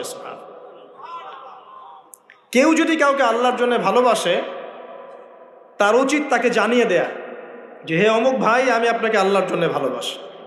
অমুক দিনী বোনকে বলতে পারে আমি আপনাকে আল্লাহর জন্য ভালোবাসি। এক ভাগ ভালোবাসা দিয়ে পৃথিবী চলছে। এবার আসেন, এই দুনিয়ার জীবনে আল্লাহ পাক রিজিকের পাশাপাশি একজন আদর্শ দিলেন, উসওয়াতুল হাসানা দিলেন, তাকে ফলো করতে বললেন। এবং তিনি একমাত্র ব্যক্তি যাকে কবরে দেখানো হবে, প্রশ্ন করা হবে, মান হাযা রাজুল বুইসা ফীকুম, মনে রাখবেন তিনি একমাত্র ব্যক্তি যিনি আপনার জন্য, আমার জন্য, কবিরা গুনাহগার ব্যক্তিদের জন্য কিয়ামতের মাঠে সুপারিশ করবেন। তিনি একমাত্র ব্যক্তি যিনি হাউজে কাউসারে পানি নিয়ে আমাদের জন্য অপেক্ষা করবেন। তিনি একমাত্র ব্যক্তি যার সুপারিশ আল্লাহ পাক কবুল করবেন ইনশাআল্লাহু আযজা ওয়া জাল। কিয়ামতের মাঠে যখন সবাই ইয়া নাফসি ইয়া নাফসি বলবে, তিনি একমাত্র ব্যক্তি যিনি বলবেন ইয়া উম্মতি ইয়া উম্মতি। অতএব আমরা সবাই যেন বিনা বাক্য ব্যয়ে মুহাম্মদ সাল্লাল্লাহু আলাইহি ওয়াসাল্লামকে আমাদের আদর্শ মেনে নেই এবং তার সুন্নত অনুযায়ী জীবনযাপন করার চেষ্টা করি। আল্লাহুম্মা আমিন। আল্লাহ তৌফিক দান করুন। এই দুনিয়ার জীবনে ওই এক ভাগ ভালোবাসার মধ্যে আমরা কয়েক শ্রেণীর মানুষকে ভালোবাসি। দেখেন, 1 নাম্বার পিতামাতা, তাই না? 2 নাম্বার স্ত্রী, 3 নাম্বার সন্তান সন্ততি, 4 নাম্বার আত্মীয় স্বজন, পাড়া প্রতিবেশী, এবং আমরা যে দেশে থাকি সে দেশকে ভালোবাসি না? ভালোবাসি। এই ভালোবাসাগুলো কিন্তু বৈধ। এই ভালোবাসাগুলো কি বৈধ? এখানে একটা বিষয় বুঝতে হবে যে ভালোবাসা আর ঘৃণা করার মানদণ্ড কে দিবে? আল্লাহ এবং তার রাসূল। এই মানদণ্ডে ভালোবাসবেন। যে ভালোবাসা বা যে আবেগ আল্লাহ এবং তার রাসূলের বিধানের অনুকূলে যায় না, সেটা কি করবেন? দুটো বিষয়, পবিত্র ভালোবাসা, আল্লাহ কর্তৃক স্বীকৃত বৈধ ভালোবাসা, এটা একটা। আর একটা এর বিপরীত শক্তি শয়তান কর্তৃক স্বীকৃত ভালোবাসা। আমার কথাটা একটু গভীরভাবে বোঝেন। একটা হচ্ছে আল্লাহর পক্ষ থেকে স্বীকৃত বৈধ ভালোবাসা, এর বিপরীতে হচ্ছে একটা প্রবৃত্তিগত পাশবিক দাসত্ব শয়তান কর্তৃক স্বীকৃত। কথা বুঝতে পারছেন? আল্লাহ কর্তৃক স্বীকৃতির মধ্যে আমরা পিতা মাতাকে ভালোবাসব, বরং পিতা মাতাকে যে ভালোবাসবে না এবং তাদের খেদমত করে জান্নাত লাভ করতে পারবে না, এই সন্তানদেরকে নবী সাল্লাল্লাহু আলাইহি ওয়াসাল্লাম অভিশাপ দিয়েছেন। মায়ের সাথেই জান্নাত জড়িত আছে, পিতার সন্তুষ্টির সাথেই সন্তানের ফয়সালা জড়িত আছে। তো পিতা মাতাকে যে বৃদ্ধ অবস্থায় পেল, তাদের খেদমত করে জান্নাত লাভ করতে পারলো না, এদের জন্য ধ্বংস। নবী সাল্লাল্লাহু আলাইহি ওয়াসাল্লাম বলেছেন আমিন। আমরা এখন একটা সমস্যা দেখতে পারি, অনেক পিতামাতা এসে অভিযোগ করে সন্তান খোঁজ খবর নেয় না, সন্তান ভালোবাসে না, সন্তান হক আদায় করে না। মনে রাখবেন, একজন পিতার একদিনের আত্মত্যাগ আর একজন মায়ের শুধু প্রসব বেদনা, এর হক সারা জীবন তাদের খেদমত করে আমরা শোধ করতে পারবো না। পিঠের চামড়া তুলে পাপোশ বানালেও মা বাবার ঋণ কখনো শোধ হবে না। হবে? কোন সন্তানরা এমন করছে? যেই সন্তানদেরকে পিতামাতারা আল্লাহকে চেনায় নেই, যেই সন্তানদেরকে পিতামাতা রাসূলকে চেনায় নাই, কোরআনকে চেনায় নাই, হাদিসকে চেনায় নাই, এই বাচ্চারাই কিন্তু এই কাজগুলো করছে। অতএব এখানে পিতামাতারও একটা দোষ আছে। সন্তান সন্ততিকে মানুষ করতে হতো আল্লাহ এবং তার রাসূলের আদর্শে মানুষ করতে হতো।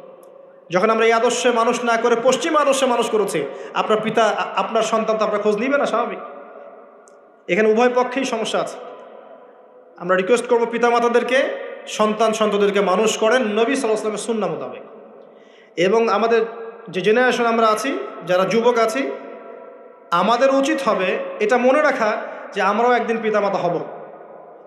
আজকে আমরা যা করছি আমাদের পিতামাতার সাথে, কালকে আমাদের সন্তানরাও কিন্তু আমাদের সাথে এটাই করবে, মনে রাখবেন।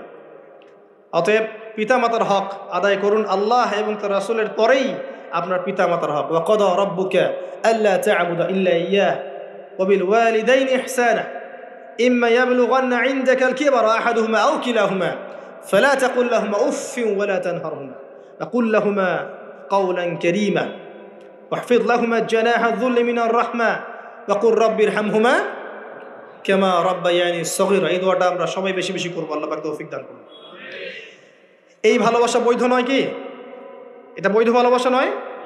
এই ভালোবাসলে আপনি নেকি পাবেন, আল্লাহ সন্তুষ্টি পাবেন ইনশাআল্লাহ। এবার আসেন সন্তানদেরকে ভালোবাসা, এটা বৈধ নয়? সন্তানদেরকে যদি এই উদ্দেশ্যে ভালোবাসি যে এই সন্তানরা বড় হয়ে আল্লাহর পথের দায়ী হবে, আলেম হবে, দ্বীনের খেদমত করবে, মানুষের কল্যাণ করবে, সুনাগরিক হবে, ভালো মানুষ হবে, এই সন্তান আমার জন্য সদকায়ে জারিয়ার মাধ্যম হবে না? হবে ইনশাআল্লাহ। এই সন্তানকে মানুষ করতে গিয়ে ভালোবাসা বৈধ, এর জন্য আপনি নেকি পাবেন ইনশাআল্লাহ তাআলা। বোনকে ভালোবাসেন না? বোনের ইজ্জত সম্মানের জন্য জীবন দিতে প্রস্তুত হন না? এটা ভালোবাসা বৈধ নয় কি? বৈধ। মেয়েকে ভালোবাসেন না? মেয়ের ভালোবাসার জন্যে মেয়ে একটা কিছু চেয়েছে, আপনার সামর্থ্য না থাকলেও বেতনের টাকা জমিয়ে হলেও তাকে দেন না? এটা ভালোবাসা বৈধ নয়?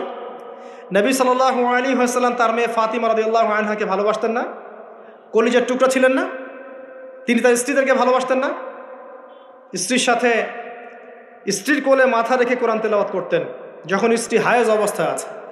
স্ত্রীর সাথে দৌড় প্রতিযোগিতা করেছেন, স্ত্রীর সাথে চাঁদ দেখেছেন। যেখানে স্ত্রী কামড় দিয়েছে ওই গোষ্ঠের টুকরা সেখানে তিনি কামড় দিয়েছেন। নবী করিম সাল্লাল্লাহু আলাইহি ওয়াসাল্লাম স্ত্রীদেরকে ভালোবাসেন নাই? এটাও সুন্নাহ, এটার জন্য নেকি পাবেন। সন্তানদেরকে ভালোবাসলে নেকি পাবেন। কোরআনে এবং হাদিসে অনেক দলিল আছে। কিন্তু ওই যে নূহ আলাইহিস সালামের কথা মনে আছে? তার সন্তান যে কাফের অবস্থায় ডুবে মরল, মনে আছে? তারপরেও আল্লাহর কাছে দোয়া করছেন, আল্লাহ আমার পরিবারটাকে মাফ করে দাও। আল্লাহ পাক ধমক দিয়ে বলছেন, লাইসা মিন আহলিক, সে তোমার পরিবারের কেউ না। আম কুনতুম শুহাদা ইয হাদারা ইয়াকুবুল মাউত, ইয়াকুব আলাইহিস সালামের কথা মনে আছে? যখন তিনি মারা যাচ্ছেন তিনি বলছেন সন্তানদেরকে ডেকে, মা তা'বুদুনা মিন বা'দি, আমার পরে কার ইবাদত করবে তোমরা? সন্তানকে ভালোবাসার নিদর্শন নয় এগুলা? লোকমান হাকিম তার সন্তানকে বোঝাচ্ছেন, ইয়া বুনাই লা তুশরিক বিল্লাহ, শিরিক করো না, শিরিক সবচেয়ে বড় জুলুম। নামাজ কায়েম করো, সৎ কাজের আদেশ করো, অসৎ কাজে নিষেধ করো। সন্তানকে ভালোবাসা নয়? ইউসুফ আলাইহিস সালামের পিতা সন্তানকে ভালোবাসতেন না? আমরা তো সূরা ইউসুফকে মনে করি ইউসুফ জুলাইখার গল্প, তাই না? এটা ইউসুফ আর জুলাইখার প্রেম কাহিনী নয়। সূরা ইউসুফ তার পিতার সাথে তার ছেলের প্রেম কাহিনী। ভালো করে সূরা ইউসুফ বোঝেন। সূরা ইউসুফ পিতার সাথে সন্তানের মহব্বতের কাহিনী। ভালো করে পড়তে শেখেন না, বুঝতে শেখেন। যখন তিনি কাঁদতে কাঁদতে অন্ধ হয়ে গেছেন ছেলের জন্যে, ইয়াকুব আলাইহিস সালাম কাঁদতে কাঁদতে ছেলের জন্য অন্ধ হয়ে গেছেন, প্রায় চোখ নষ্ট হয়ে গেছে। ইউসুফ আলাইহিস সালাম তার একটা রুমাল বা কাপড়ের টুকরা পাঠালেন হাদিয়া, মনে আছে? আসছে কাপড়, আর তার বাবা যোজন যোজন দূর থেকে বলছেন যে আমি ইউসুফের গন্ধ পাচ্ছি এখান থেকে। কি ভালোবাসা না? কোরআনে অনেক। মূসা আলাইহিস সালামের মা, আল্লাহ পাক বলেন মূসা আলাইহিস সালামকে ভাসিয়ে দিতে, বাচ্চা মূসা সিন্ধুকে ভাসাতে তার হৃদয়টা ব্যাকুল হয়ে যাচ্ছে। আল্লাহ পাক তার কলবটা শান্ত করলেন, ওয়াহি করলেন, ভাসিয়ে দাও। ওই বাচ্চাকে তুলে নিল ফেরাউনের স্ত্রী, সেখানে লালিত পালিত হতে থাকলো সন্তান। মূসা আলাইহিস সালামের বোন পিছু পিছু ধাওয়া করলো, তারপরে বলল, আমি কি এমন কারো খবর দিব যে এই বাচ্চাকে দুধ পান করাবে? পরে এই বাচ্চাকে তার মায়ের কাছে আল্লাহ পাক ফিরিয়ে দিলেন, দেখছেন? এবং যখন আয়াতটা কি জানি, ওয়ারাজa'নাকা ইলা উম্মিক কাই তাকাররা আইনুহা ওয়ালা তাহজান, এটা আমি মূসা তোমাকে ফিরিয়ে দিয়েছিলাম তোমার মায়ের কাছে, যাতে তোমার মা তোমাকে পেয়ে তার চক্ষু শীতল করতে পারে। ভালোবাসা না? কোরআন হাদিস ঘাটতে থাকেন, দেখেন বৈধ ভালোবাসার কত নিদর্শন আছে, এবং এগুলো বৈধ, এগুলোতে আপনি নেকি পাবেন। বাবার প্রতি ভালোবাসা, সন্তানের প্রতি ভালোবাসা, আপনার স্ত্রী সন্তানের প্রতি ভালোবাসা, আপনার স্ত্রীর প্রতি, আপনার প্রতিবেশীর প্রতি, আত্মীয়তার হক রক্ষা করলে, আপনি দেশের খেদমত করলে, জাতিকে ভালোবাসলে আপনি নেকি পাবেন। কল্যাণে কাজ করলে নেকি পাবেন ইনশাআল্লাহ। এবার এর বিপরীতে শয়তান, শোনেন অংশ, এর বিপরীতে শয়তান চেয়েছে কি, যাতে করে আদম সন্তানদেরকে জাহান্নামে নিয়ে যেতে পারে। এই জন্য পবিত্র ডিভাইন বৈধ ভালোবাসার বিপরীতে সে কিছু প্রবৃত্তিগত চাওয়া দিয়েছে আপনাকে, প্রবৃত্তিগত আবেগ, কিছু অনুভূতি, কিছু পাশবিক দাসত্ব দিয়েছে।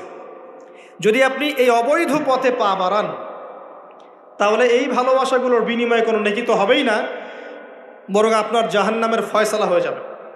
নাউযুবিল্লাহ। শয়তান দুরকম, মানুষ শয়তান, জিন শয়তান।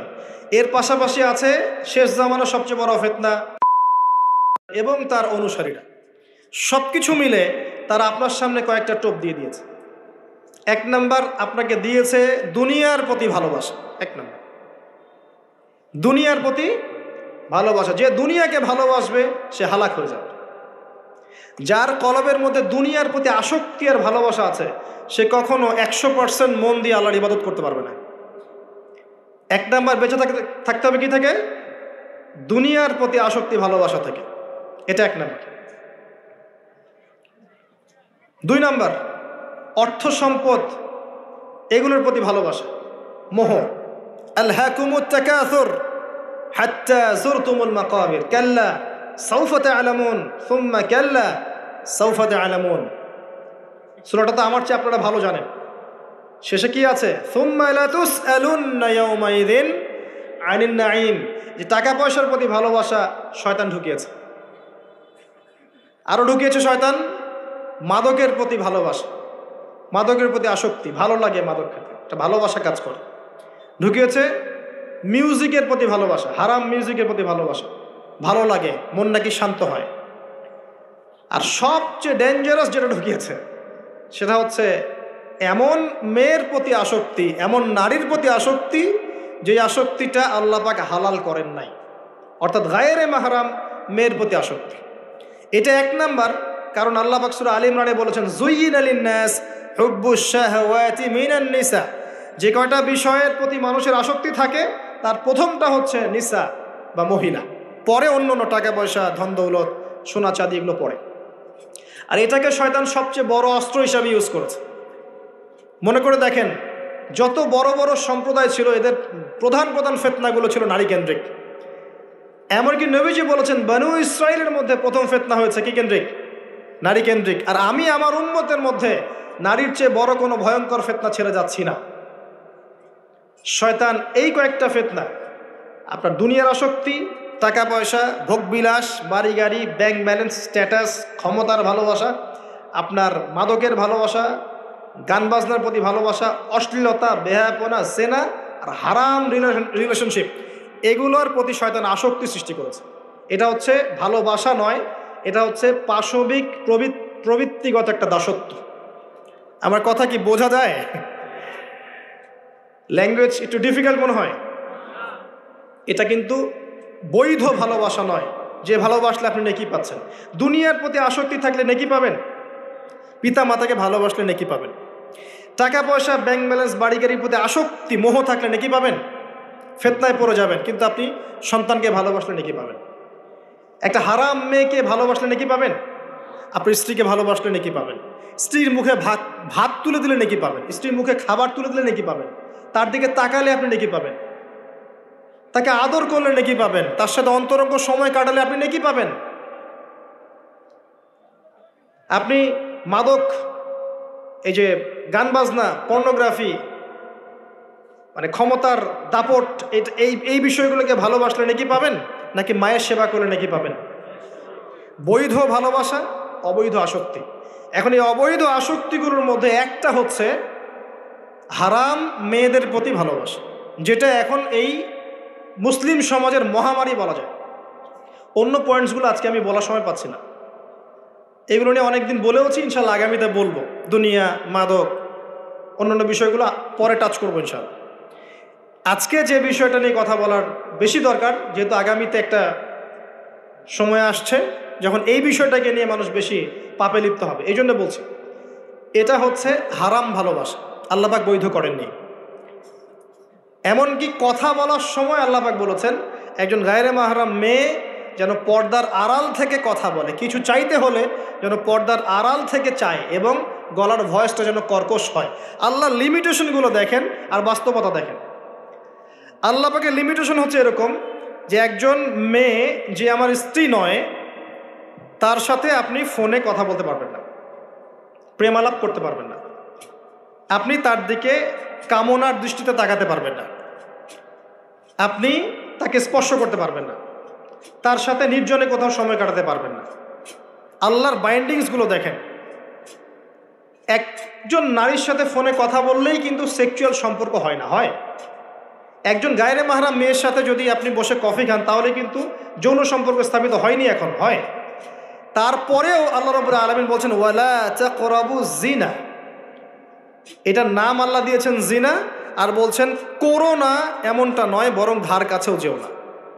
মানে একটা সীমারেখা দেয়া আছে, একটা মাঠ, এর চারপাশে একটা বাউন্ডারি দেওয়া আছে, বাউন্ডারি পর্যন্ত। আল্লাহ বলছেন মাঠে ঢুকো না, এমনটা বলছেন না। আল্লাহ বলছেন মাঠের বাউন্ডারির কাছেও যেও না। কথা বুঝতে পারছেন? ফল খেও না, না ওয়ালা তাকরাবা হাদিহি শাজারা, এই গাছটার কাছেও যেও না। মিলাতে পারছি, আমি বুঝতে পারছি? আদম এবং হাওয়া আলাইহিস সালাম এই গাছের ফল খেও না, এমন কথা ছিল না। কথা ছিল এই গাছের কাছেও যেও না। একই কথা আল্লাহ বলছেন জেনা করো না নয়, ওয়ালা তাকরাবু জিনা, জেনার কাছেও যেও না। এখন এটা হচ্ছে আল্লাহর নিষেধাজ্ঞার একটা বাইন্ডিংস, লস, একটা একটা পিলার, একটা বাউন্ডারি। আর আপনি বাস্তবতা দেখবেন ভিন্ন, যে গায়রে মাহরাম ছেলে মেয়ে এরা অ্যাডাল্ট, এদের যৌন চাহিদা আছে, সেক্সুয়াল চাহিদা আছে, একে অপরের সাথে কোনো মাহরামের সম্পর্ক নাই। এরা পড়াশোনার নামেই হোক, চাকরি বাকরির নামেই হোক, ভ্যালেন্টাইন্সের নামেই হোক, যে কোনো নামেই হোক, এরা একে অপরের সাথে মিলেমিশে একাকার। এরা কথা বলছে, কথা বলার পরে আরও কাছে যাচ্ছে, ভালোবাসার প্রণয় বিনিময় করছে, এক পর্যায়ে কফি খাচ্ছে, ডেটিংয়ে যাচ্ছে, ঘুরছে ফিরছে। এই করতে করতে করতে এক পর্যায়ে তারা হারাম জেনায়ও লিপ্ত হয়ে গেল, বিছানায় চলে গেল। এই সম্পর্কের পর দেখা যায় সম্পর্ক ব্রেকআপ, শেষ। এবং এই ঘটনাগুলোর নাম দিচ্ছি আমরা কাছে আসার গল্প। কার কাছে? যার কাছে আল্লাহ যেতেও নিষেধ করেছেন, ওয়ালা তাকরাবুজ জিনা। আর আমরা বলছি না, কাছে আসারই তো গল্প। কাছে আসার গল্প হতে পারে মায়ের সাথে, মায়ের কাছে আসার গল্প হতে পারে, স্ত্রীর কাছে আসার গল্প হতে পারে, আমার সন্তানের কাছে আসার গল্প হতে পারে, দেশের কাছে আসার গল্প হতে পারে। কিন্তু হারাম জেনার কাছে আসার কোনো গল্প হতে পারে না। কি হতে পারে? জাহান্নামের উপন্যাস হতে পারে। কি হতে পারে? জাহান্নামের আমল নামার একটা উপন্যাস হতে পারে। উপন্যাস বোঝেন না? আল্লাহ পাক এই যে কিয়ামতের মাঠে আমল নামা ছুঁড়ে দিবেন, ছুঁড়ে দিয়ে আমল নামায় ঘুরতে থাকবে, কারো ডান হাতে কারো বাম হাতে। যার হাতে আমল নামা আসুক না কেন, যে হাতে আসুক না কেন, আল্লাহ পাক সবাইকে একটা কথা বলবেন, ইকরা কিতাবাক, তুমি তোমার কিতাব পড়ো, কাফা বিনাফসিকা আল-ইয়াওমা আলাইকা হাসিবা, আজকে তুমি তোমার হিসাব নেওয়ার জন্য যথেষ্ট। আমরা সবাই একটা করে উপন্যাস লিখছি, আমরা সবাই একটা করে উপন্যাস লিখছি আমলনামার, আমাদের কাজের মধ্য দিয়ে। আর এর চেয়ে ভয়ঙ্কর বিষয়টা হচ্ছে, এই উপন্যাসটা আপনাকে পড়তে বলা হবে সবার সামনে। আমার কথা বলে বোঝা যায় না? আমরা একটা গল্প লিখছি আমলনামায়, উপন্যাস লিখছি, যার একটা মোমেন্ট বাদ যাচ্ছে না। এই যে এখন আমরা বসে আছি, এটা আপনার উপন্যাসে উঠে গেছে, আমলনামে উঠে গেছে। মাফ করবেন যদি কালকে আবার দেখেন যে আমলনামাকে উপন্যাস বলে যা ব্যাখ্যা করলাম উতহা, এবার এই শব্দ দিয়ে আবার তুলকালাম করে ফেলেন। তা বুঝানোর জন্য বলেছি, যুব সমাজ উপন্যাস বোঝে, এই জন্য বলেছি। যুবকরা উপন্যাস বোঝেন না?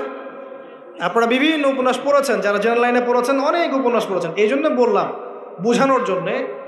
আমলনামা কখনো উপন্যাস নয় যে আপনি আর আমি একটা উপন্যাস লিখছি, নিজের গল্প নিজেই লিখছি, নিজের কাজের মধ্য দিয়ে নিজের উপন্যাস নিজেই লিখছি। এবং এটার মধ্যে সবচেয়ে ভয়ঙ্কর কথা হচ্ছে, এইটা সবার সামনে আমাকে পড়ে শোনাতে হবে। আমরা কি পারবো? এই জেনা, এই মাদক, এই পর্নোগ্রাফি, হারাম, জুয়া, ক্যাসিনো, অন্যায়, অত্যাচার, বেনামাজি, দুর্নীতি, ঘুষ, সুদ, এগুলোর সব কথা সবার সামনে পড়ে শোনাতে আমরা কি পারবো আদৌ?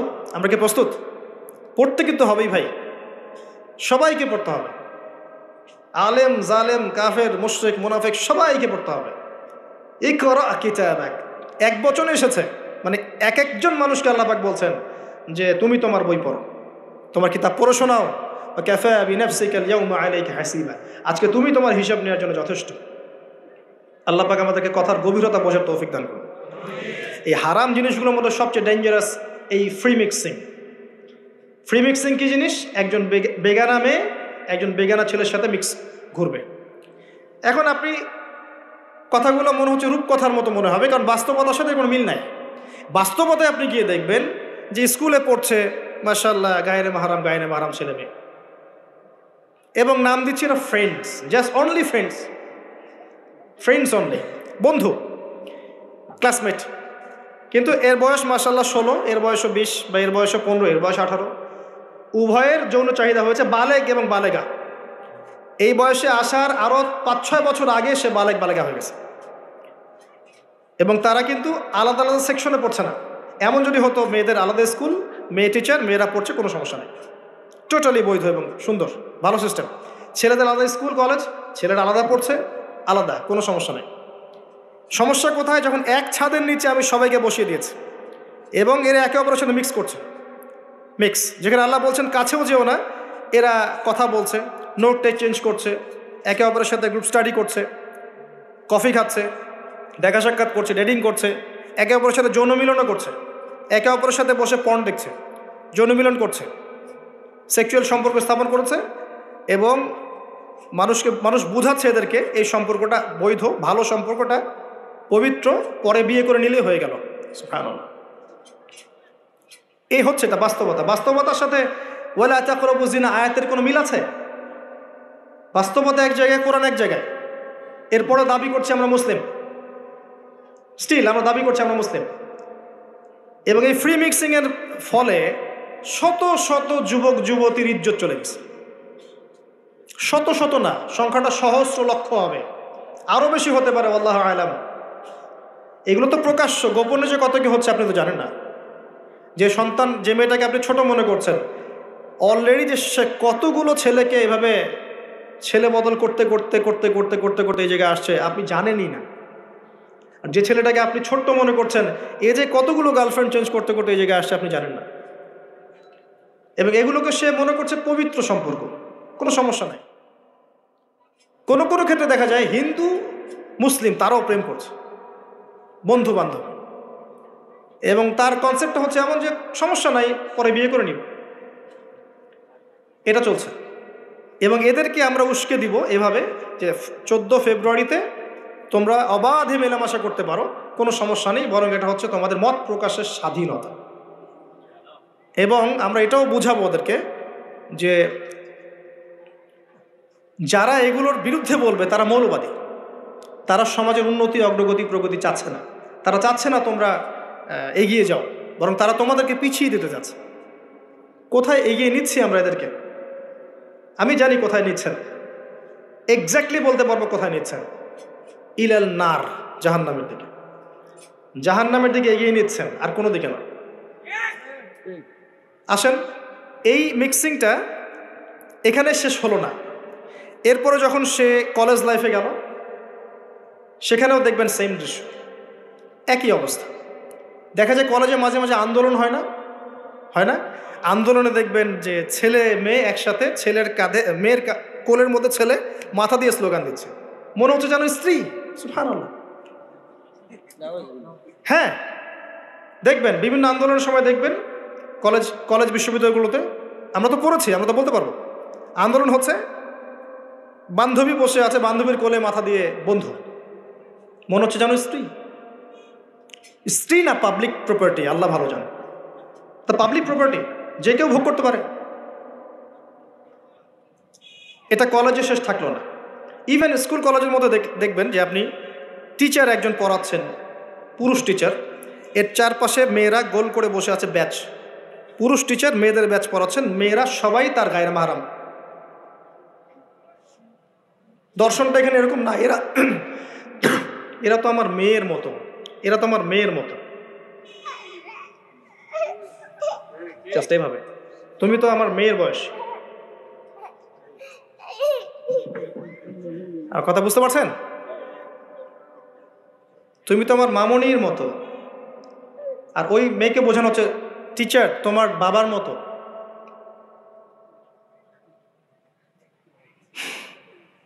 একটা পুরুষ টিচার, চারপাশে মহিলা, মেয়েরা বসে আছে, সবাই অ্যাডাল্ট, সবার সাথে তার বিয়ে জায়েজ, সবার সাথে তার বিয়ে শরীয়ত সম্মতভাবে জায়েজ। তারপরে একটা ফিলোসফি, দর্শন ঢুকিয়ে দিয়ে তুমি তোমার মেয়ের মতো, অহরহ মেয়েদের ইজ্জত হারাচ্ছে, অহরহ। আপনারা সেকুলার পত্রিকাগুলো এবং মিডিয়াগুলো ঘাঁটতে থাকেন, দেখেন কি পরিমাণে ছাত্রীদেরকে টিজিংটা বেড়েছে, কি পরিমাণে বেড়েছে।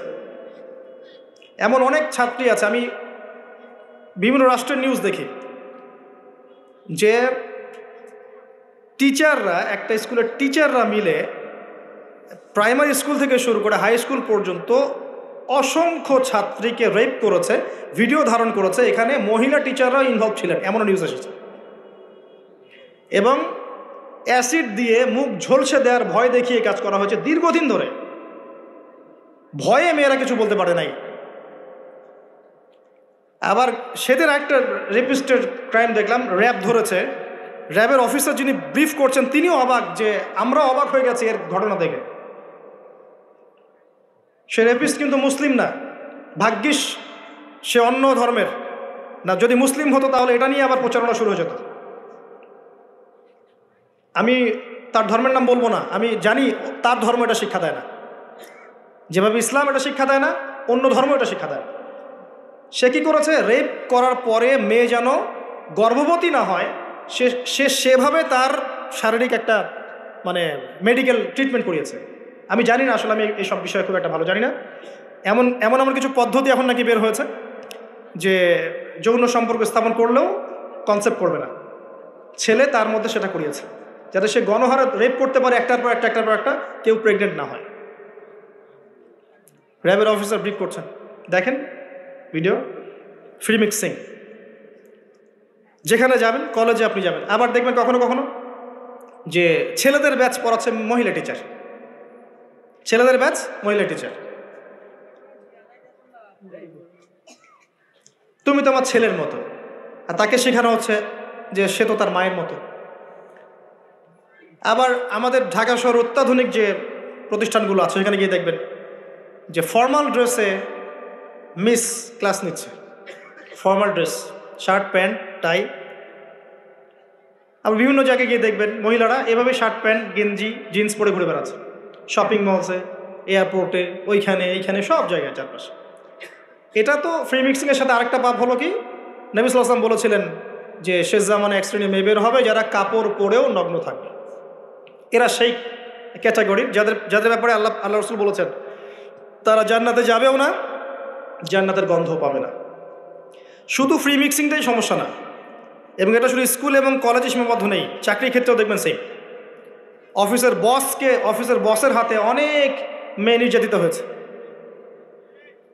বেতন বেশি দেওয়ার কথা বলে, প্রমোশন দেওয়ার কথা বলে। আর মেয়েরা তো একটু অবলা জাতি হয়, তারা একটু অবলা হয়, তাদেরকে একটু মায়া মহব্বত বেশি থাকে, ইমোশনটা বেশি থাকে, তারা খুব বেশি কনভিন্স হয়ে যেতে পারে। ভালো স্বপ্ন দেখিয়ে, রঙিন রঙিন স্বপ্ন দেখিয়ে তাদের কত মানুষ ইজ্জত নষ্ট করে ফেলেছে আল্লাহ ভালো জানেন। এরপরেও দেখবেন, এই সমস্যার পরেও দেখবেন তার উপরে আবার আছে পর্নোগ্রাফি। মানে মানুষ রাতের বেলা শুয়ে শুয়ে নগ্ন মুভিজ দেখছে আর দেখছে, দেখছে আর দেখছে। এটাকে উপরের লেভেল থেকে বন্ধ করার কোনো প্রয়াস নেওয়া হয়নি এখন পর্যন্ত। এমন অনেক কান্ট্রি আছে এই বিশ্বের মধ্যে যারা কিন্তু ইন্টারনেট সেকশনটাকে নিয়ন্ত্রণ করে। সব সাইট আমার দেশে চলতে পারবে না। ইভেন আমরা যে হারে ফেসবুক চালাই, চাইনিজরা কিন্তু এভাবে চালায় না। ওদের সামাজিক যোগাযোগ আলাদা মাধ্যম আছে, জানেন, সব জায়গায় একটা রেস্ট্রিক্টেড ব্যবস্থা আছে।